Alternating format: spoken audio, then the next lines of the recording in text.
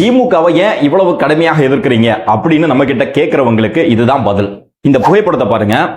இந்தியாவுடைய அரசியலமைப்பு சட்டசபையினுடைய உறுப்பினர், இந்தியாவுடைய பாராளுமன்ற உறுப்பினராக இருந்தவர், தமிழ்நாட்டினுடைய அமைச்சராக இருந்தவர், எல்லாத்திற்கும் மேலாக சுதந்திர போராட்ட தியாகி, காங்கிரஸ் கட்சியினுடைய ஒரு தலைவராக இருந்தவர். அவருடைய பேரை எதுக்கு வச்சிருக்காங்க பாருங்க, கோவை மாநகராட்சியினுடைய பொது கழிப்பிடத்துக்கு. அப்படியே இந்த புகைப்படத்தை பாருங்க.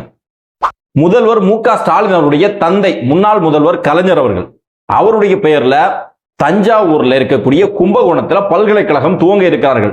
அந்த பல்கலைக்கழகத்துக்கு யார் பேர் வைக்கிறாங்க? கலைஞருடைய பெயர். லைப்ரரிக்கு கலைஞர் பெயர், பஸ் ஸ்டாண்டுக்கு கலைஞர் பெயர், பல்கலைக்கழகத்துக்கு கலைஞர் பெயர், பள்ளிக்கூடத்துக்கு கலைஞர் பெயர், இப்படியே கண்ணியமாக இருக்கக்கூடிய பெருமைமிக்க இடங்கள் எல்லாத்துக்குமே கலைஞருடைய பெயர். ஆனா கக்கூசுக்கு, சுடுகாட்டுக்கெல்லாம் கக்கன் மாதிரியான ஆட்களுடைய பெயரா? இதுதான் திமுகவினுடைய சமூக நீதி நாடகம். இந்த நாடகத்தை தான் நாம எதிர்க்கிறோம்.